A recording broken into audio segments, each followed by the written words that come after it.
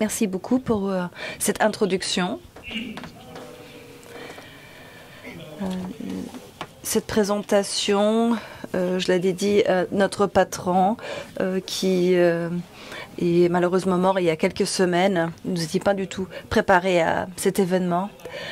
En fait, suite à la première présentation où on se penchait sur les grandes centrales, je vous prépare à ce que maintenant nous allons nous pencher plutôt sur les petites centrales.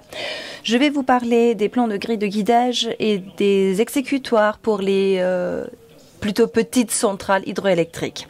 Sachant que ce n'est qu'une partie de la problématique générale au niveau de la protection des poissons. Il y a une panoplie de procédures qui peuvent être appliquées pour la protection des poissons. Il y a par exemple des barrières mécaniques, des barrières compartimentales, des systèmes de recueil de poissons, des chenals de contournement, donc des exutoires. On peut également réfléchir sur un changement de turbine, sur le système de transport de poissons, une gestion du dispositif, etc. Donc toute une panoplie de mesures qui sont à disposition. Pour ce qui est des systèmes de protection de poissons pour les petites centrales, j'aimerais bien me concentrer sur les barrières. Les barrières comportementales, par exemple, qui travaillent avec des méthodes acoustiques ou avec des sons, essayent d'éviter ou de faire en sorte que les poissons n'entrent pas dans les dispositifs.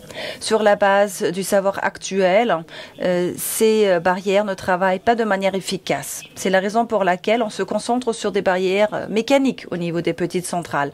Par ailleurs, on détermine des espèces ciblées pour lesquelles ces barrières fonctionnent. Donc c'est par exemple le cas pour les poissons diadromes. Là, on a des écartements de 15 mm que nous recommandons. Et pour les smolt, donc les saumonettes de 10 mm. Dans ce cas-là, nous essayons de minimiser la vitesse d'écoulement. De manière générale, les objectifs dans ce domaine sont les suivants. Nous voulons que les écartements entre les barreaux travaillent de manière à éviter que les poissons passent par ce dispositif. En fait, je parle des vecteurs parce qu'il faut réfléchir sur les vitesses et les répercussions des vitesses sur le comportement des poissons. Lorsqu'on travaille avec des barrières comportementales, il faut toujours réfléchir sur la capacité de nage par rapport à la vitesse d'écoulement pour que les poissons aient la possibilité de s'éloigner de la grille. Donc, il faut éviter utiliser un vecteur tangentiel important pour que les poissons puissent s'élever de toute façon. Il faut toujours tenir compte du comportement typique des différentes espèces. Et c'est la raison pour laquelle il faut bien déterminer quelles sont les espèces pour lesquelles ces barrières sont préconçues. Il faut faire en sorte que les surfaces soient adaptées aux poissons et n'aient pas des répercussions néfastes sur la santé des poissons.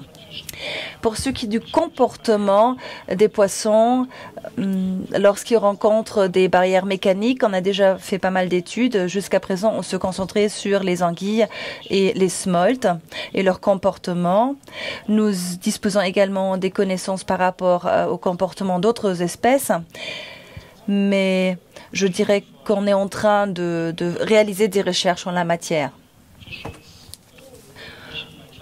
Donc, parlons des grilles pour la protection de poissons au niveau des petites centrales. Nous sommes en train de remplacer un dispositif. Donc, il faut bien savoir de quoi on parle.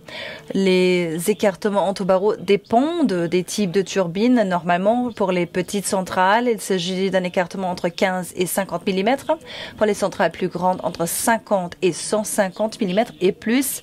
Il y a également des variations au niveau de la vitesse d'écoulement. Pour les petites centrales, entre 0,4 et 0,8 mètres par seconde. Pour les grandes centrales, ces vitesses sont beaucoup plus importantes et varient entre 0,8 et 1,2 mètres par seconde. Les inclinaisons des grilles sont également adaptées. Pour les petites centrales, il y a une inclinaison entre 30 et 80 degrés et pour les grandes centrales entre 70 et 90 degrés. C'est donc les conditions cadres qui déterminent quelles sont les possibilités que nous avons à disposition pour le façonnage et la construction des différents dispositifs. C'est sur cette base-là qu'on fixe des solutions. A priori, il y a deux types de constructions différentes que je tiens à vous présenter quand on parle des barrières mécaniques. C'est des grilles qui sont combinées avec des exutoires. Il y a par exemple cette barrière qui est couverte d'eau avec une faible inclinaison par rapport au lit mineur. Et c'est ainsi qu'on a une composante tangentielle par l'exutoire qui se trouve en haut du dispositif. En même temps, les débris flottants et les poissons sont transportés par-dessous de ce dispositif. Je vous présente maintenant le deuxième type. Dans ce cas-là, nous travaillons avec des grilles à la verticale, avec des barreaux à l'horizontale. Et dans ce cas-là, il y a une certaine inclinaison par rapport au canal. Et à la fin de la grille, la largeur devient plus petite. Et c'est là qu'on a un canal de contournement, donc un exutoire. Il peut y avoir un clapet ou un portier pivotant. Un autre point déterminant par rapport à la conception des dispositifs de protection de poissons sont les courants. De manière générale, surtout les poissons entrent dans ce dispositif. Voilà, c'est un calcul 2D. Vous voyez les petites flèches qui montrent la direction du courant, des vitesses.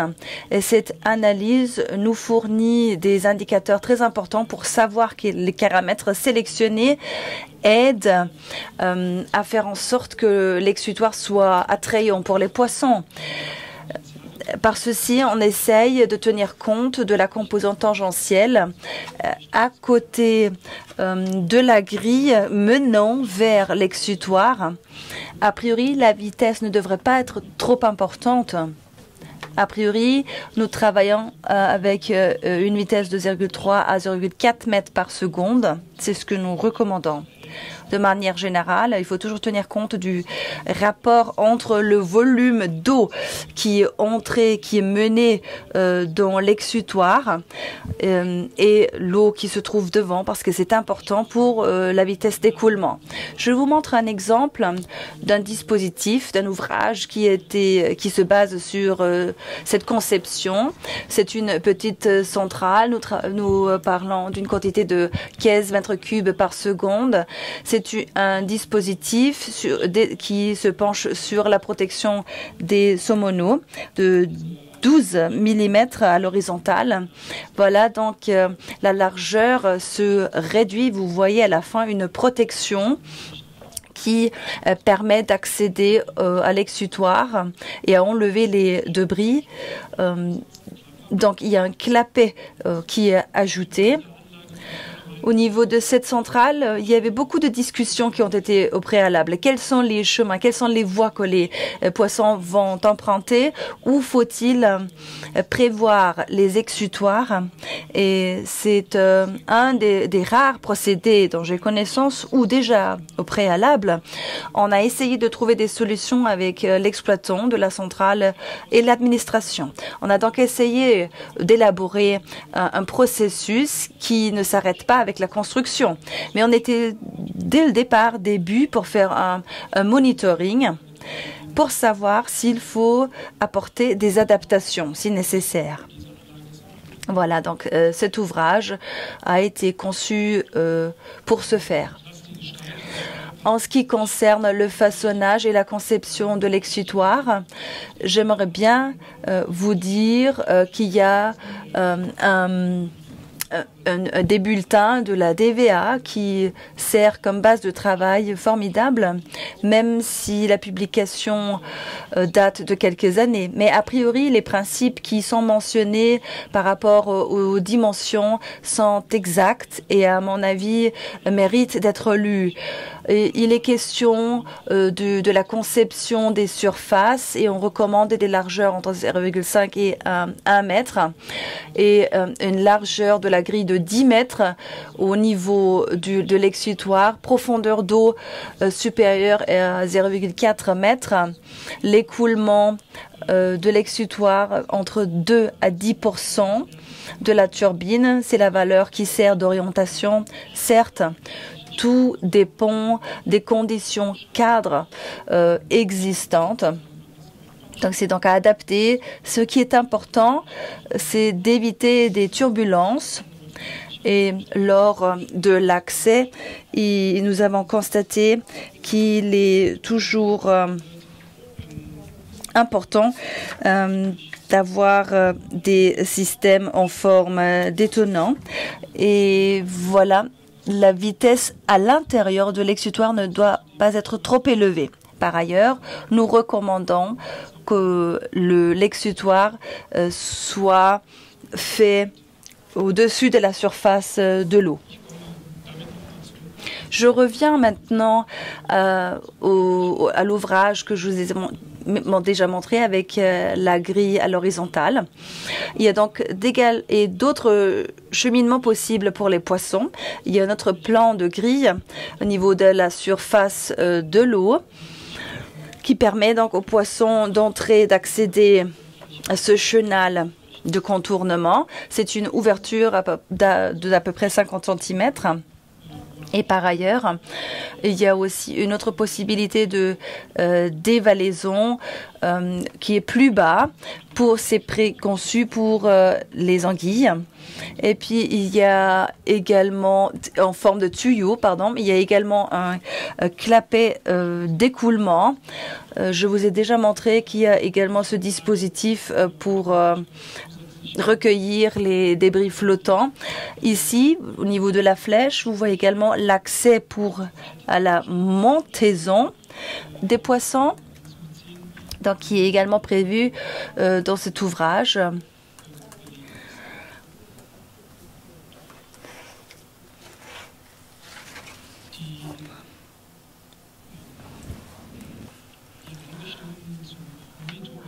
Par rapport au monitoring, il se fait au niveau des bassins qui sont prévus pour faire le comptage des poissons au niveau de la dévalaison. A priori, le monitoring se fait au niveau des recherches de transpondeurs, c'est-à-dire qu'il y a toute une série de voies possibles pour la réalisation de la dévalaison au niveau des digues. On y met des antennes pour avoir un aperçu global du comportement de dévalaison des poissons. On voulait savoir plus exactement comment les poissons choisissent les voies de dévalaison, comment est-ce qu'ils le font, est-ce que les accès ou les entrées dans les exutoires sont acceptés par les poissons ou non. Ces études sont réalisées par l'Institut de l'écologie appliquée. C'est un monitoring au long terme. Ce que j'ai vu jusqu'à présent, les résultats intermédiaires sont extrêmement intéressants. Les résultats ne correspondent pas tout à fait à ce que nous avons attendu, mais c'est vrai qu'on s'attendait à quelques-uns des problèmes dont il est maintenant question. Le tuyau pour les anguilles, par exemple, constitue un problème parce qu'il est souvent bouché. Il nous manque encore des solutions percutantes pour être appliqués dans la pratique. Pour ce qui concerne les cheminements au niveau de la surface de l'eau, ils sont bien acceptés également par le biais de l'exutoire prévu pour la montaison, et les poissons passent également par ce clapet. À côté de cette grille disposée à l'horizontale, nous travaillons avec une autre variante. Et dans ce cas-là, il s'agit d'une grille à la verticale avec une certaine inclinaison par rapport au lit. Dans ce cas-là, il faut donc tenir compte des différentes vitesses d'écoulement. Il y a donc ce chenal d'exutoire qui se trouve en haut de la construction. Ce type de grille fine peut être appliqué facilement pour remplacer des installations qui existent déjà, parce que ceci correspond plus ou moins aux dégrilleurs classiques. Donc vous avez cette unité avec la grille de protection et le chenal d'exutoire qui peut être mis à l'aval de la construction et du dispositif. Voilà, nous l'avons essayé une première fois avec un écartement entre barreaux de 5 mm, est un dégrilleur classique. Cette installation fonctionne depuis le départ et les résultats sont assez satisfaisants. Je vous montre dans ce contexte les profils de la grille. C'est un aspect important parce qu'il y a de différentes possibilités pour des grilles fines. Il y a toute une panoplie de formes de barreaux qui se trouvent sur le marché et qui peuvent être utilisées dans les différents dispositifs.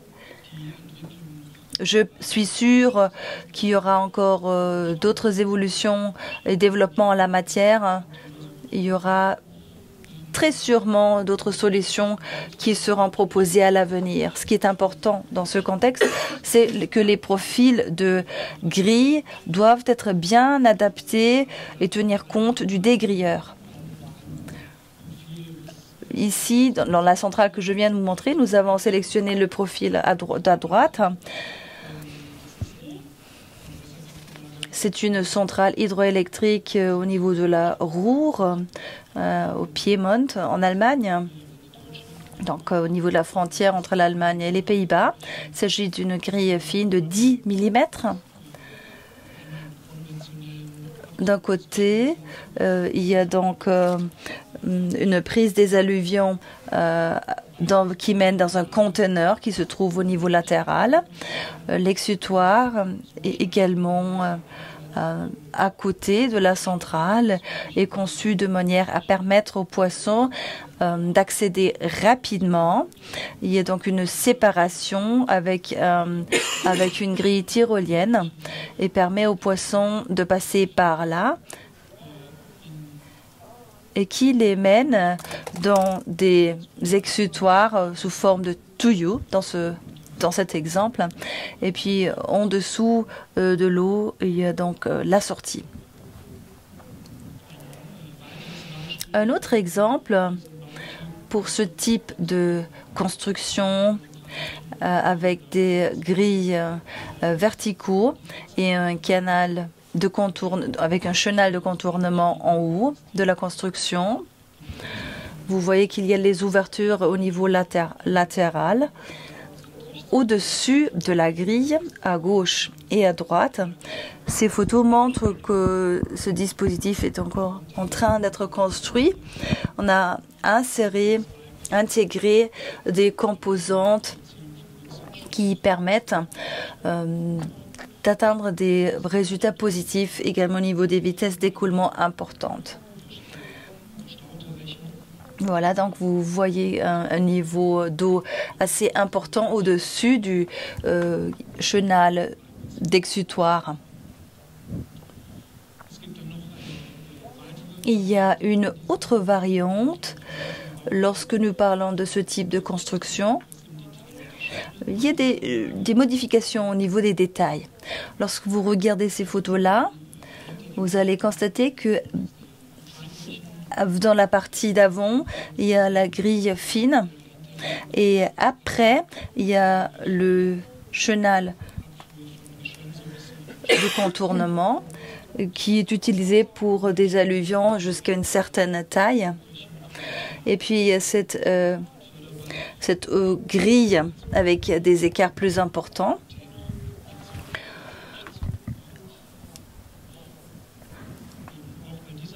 Et pour cette installation aussi, il y a des accès au niveau latéral à l'exutoire et qui permettent également une adaptation ultérieure à la vitesse d'écoulement.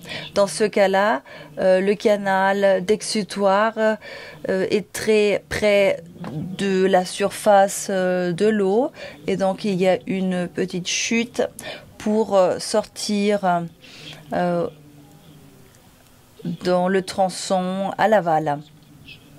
Voilà, donc les poissons peuvent sortir ici et vont sortir sous l'eau. Dans ce contexte, il est très important de tenir compte d'un aspect. Au niveau des systèmes modernes de nettoyage, ne sont pas si problématiques que cela. Nous avons constaté qu'il est très positif si la courbe nettoyage du dégrieur peut être adaptée au fonctionnement.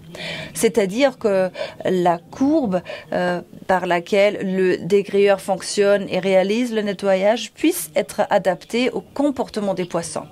Ceci parce que nous avons constaté que au niveau de la partie supérieure de la grille, les poissons attendent avant d'entrer dans l'exutoire.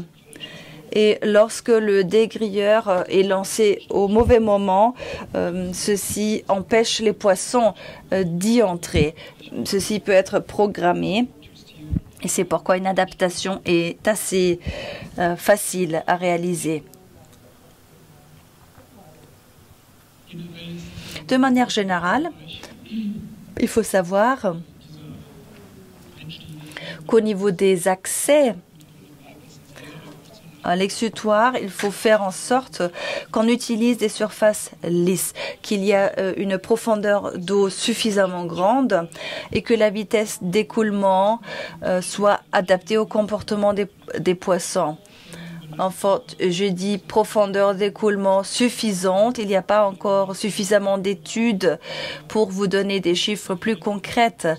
Je suis persuadée du fait qu'il faut réaliser plus d'études à l'avenir pour avoir des chiffres plus concrets. C'est clair que c'est assez difficile de trouver la bonne vitesse d'écoulement. Donc, de trouver le bon type de vitesse pour garantir un fonctionnement optimal de l'exutoire. Je suis sûre qu'on devra se pencher là-dessus dans les années à venir. Maintenant, je reviens en perspective. A priori, je ne peux que souligner ce que mon prédécesseur vous a dit. La technique que je viens de vous présenter et avec laquelle nous travaillons est prévu pour des centrales hydroélectriques plutôt petites. Nous pensons que cette centrale peut être utilisée pour une unité pour une valeur de 30 mètres cubes par seconde par unité, avec la grille à la verticale. Et nous sommes très conscients du fait qu'il y a encore des lacunes au niveau du savoir par rapport à l'installation et le façonnage des exutoires et des chaînes de contournement. Nous n'avons pas d'études sur le comportement à long terme. Donc, à nous de faire plus d'études. Il faut toujours tenir compte du fait qu'il n'y a pas beaucoup de centrales qui travaillent avec ces dispositifs depuis longtemps. Nous n'avons donc pas beaucoup d'expérience Et lorsque on réalise une conception pour le dispositif, il faut toujours avoir la possibilité de réaliser des adaptations ultérieures. Voilà. Donc, pour les centrales hydroélectriques plus grandes, cette technique ne peut pas être utilisée, à notre point de vue.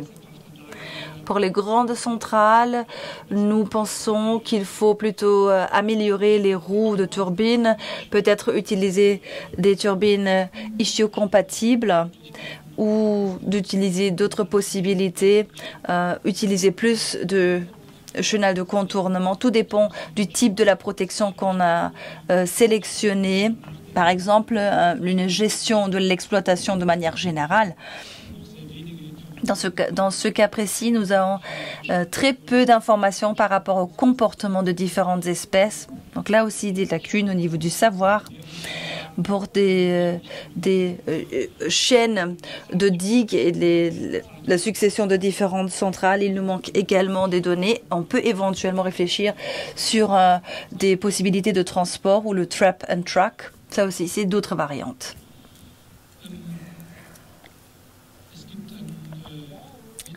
Par ailleurs, il y a de la littérature. Je trouve qu'il y a 3 œuvres standards que je ne peux que vous recommander lorsque vous vous penchez sur cette problématique, qui vous donnent un très bon aperçu.